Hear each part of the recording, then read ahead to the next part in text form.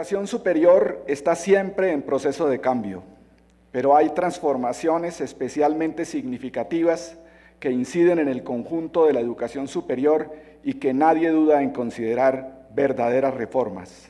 Si llamamos reforma a un cambio global que afecta a la naturaleza de las instituciones, sus procesos de formación y sus relaciones con el entorno, encontraremos pocas verdaderas reformas. Vivimos en los tiempos de una gran reforma.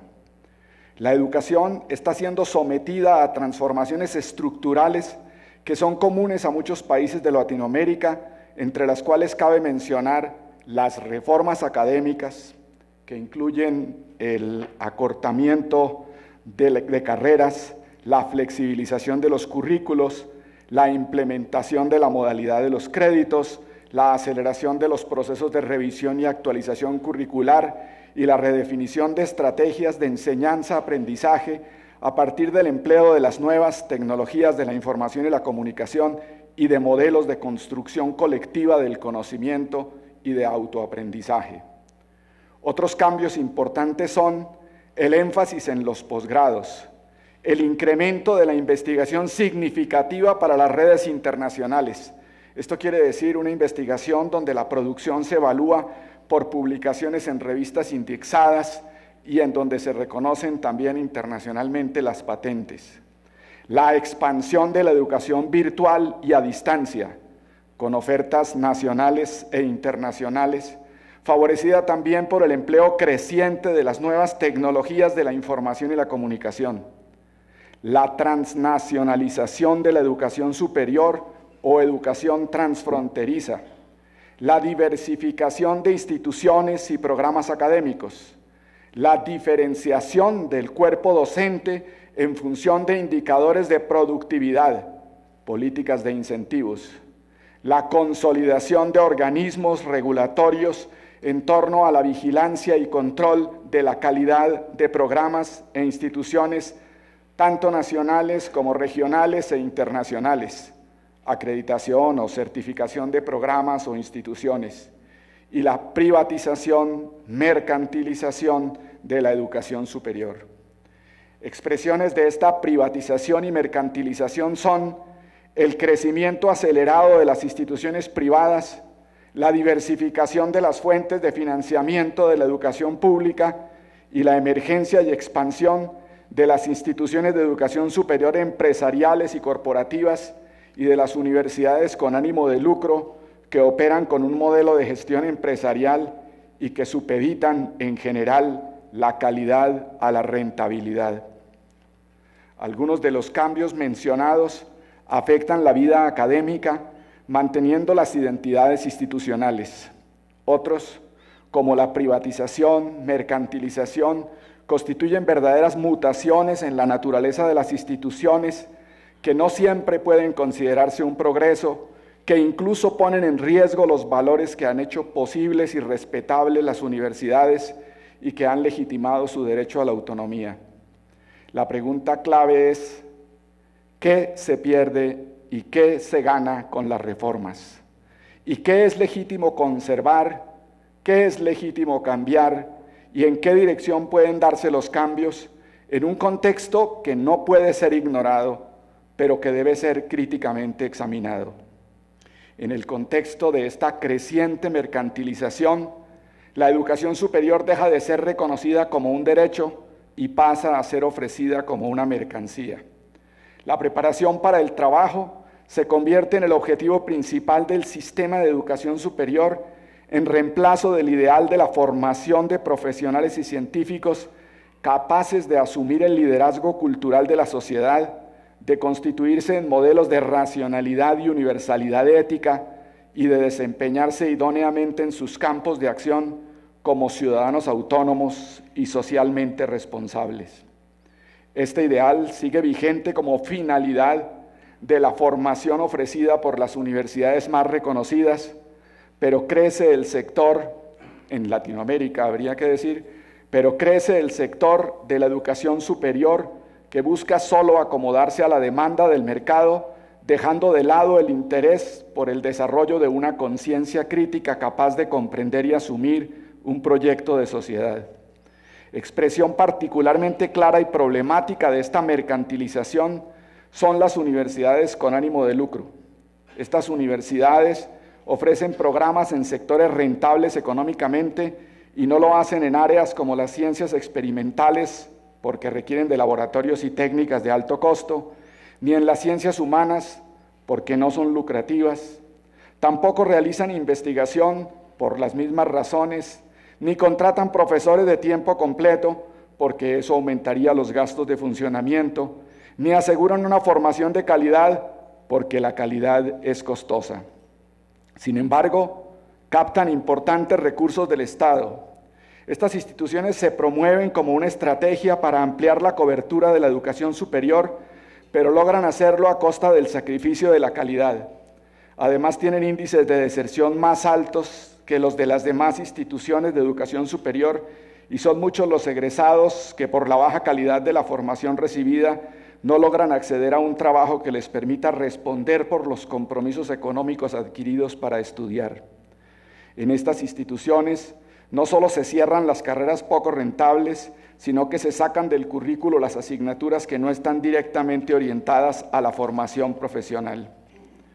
El cambio de mirada afecta lo esencial de la vida social. La introducción del ánimo de lucro en todas las actividades sociales corre paralela con el descuido de lo que resulta central en la construcción de la ética ciudadana y en la comprensión de las relaciones entre el individuo y la sociedad. Frente al ánimo de lucro resulta necesario examinar críticamente la gran reforma que vive la educación superior. Nadie duda, por ejemplo, de la importancia de la internacionalización. El carácter internacional de la ciencia y el correspondiente intercambio académico de investigadores y científicos convierten en algo ineludible la internacionalización. Nadie duda de las ventajas de los estudios en el extranjero o de la movilidad de profesores y estudiantes, pero no todas las formas de internacionalización son igualmente convenientes y algunas pueden ser problemáticas. Las modalidades de cursos a distancia o virtuales ofrecidos por un país a otro, las franquicias o instalación de seccionales de universidades de un país en otro, son formas de internacionalización de la educación superior con ánimo de lucro que se han incrementado notablemente en los últimos decenios y que requieren un análisis crítico de su pertinencia y calidad. Muchos programas ofrecidos a distancia tienen una calidad inferior a las de esos mismos programas ofrecidos en la sede principal de la universidad, aunque solo sea por la disponibilidad y preparación de los docentes y por la diferencia de los recursos disponibles como bibliotecas y laboratorios. Por otra parte, habría que examinar si los estudios son pertinentes y si se respetan las diferencias culturales.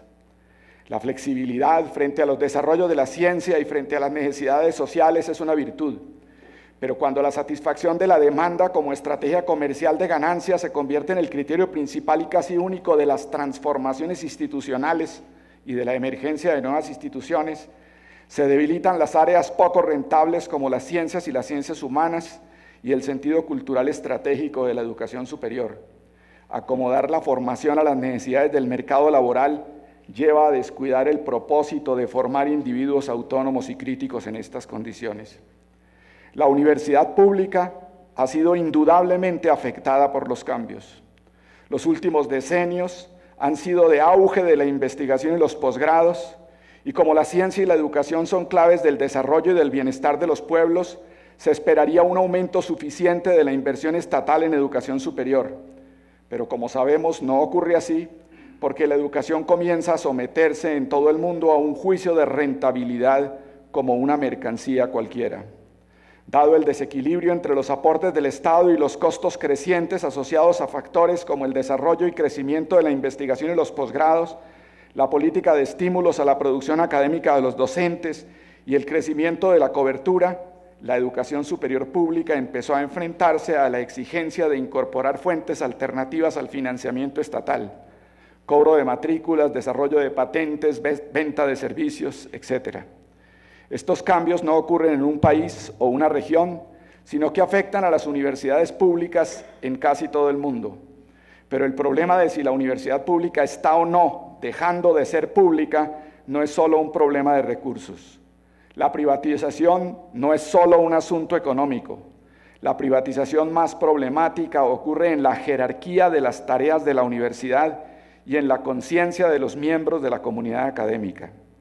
La universidad pública deja de ser pública si deja de pensar la sociedad. La falta de una reflexión en profundidad sobre lo social impide hacer verdaderos progresos en temas como la equidad, la construcción de vínculos sociales y la defensa del ambiente. Es esencial que existan los espacios adecuados para que esos problemas se planteen. Guillermo Páramo señala, a propósito de la Universidad Nacional de Colombia, algunos elementos propios del ethos de las universidades públicas y en particular de las universidades nacionales. La Universidad Nacional, dice Páramo, no es solo pública porque la sociedad invierte en ella y porque sea el lugar de encuentro entre personas pertenecientes a los distintos estratos sociales. La Universidad Nacional se desempeña como universidad del Estado cuando se ocupa de los problemas que son prioritarios para la sociedad en su conjunto y no solo piensa en producir profesionales, sino que reflexiona sobre los profesionales que a largo plazo necesita el país y se empeña en formarlos. La universidad es universidad del Estado cuando se interesa por lo urgente, pero se concentra en lo importante, cuando le da prioridad a lo estratégico, al largo plazo, a lo público, sobre lo coyuntural, el corto plazo, lo privado. Las universidades públicas están en mora de construir colectivamente una idea de universidad pública que les permita asumir los cambios sin renunciar a las especificidades de las que hablaba Páramo. Su compromiso con lo público, con lo estratégico, con el largo plazo, con el interés general. La mercantilización de la educación superior avanza, pero es necesario reconocer las tensiones internas del proceso actual.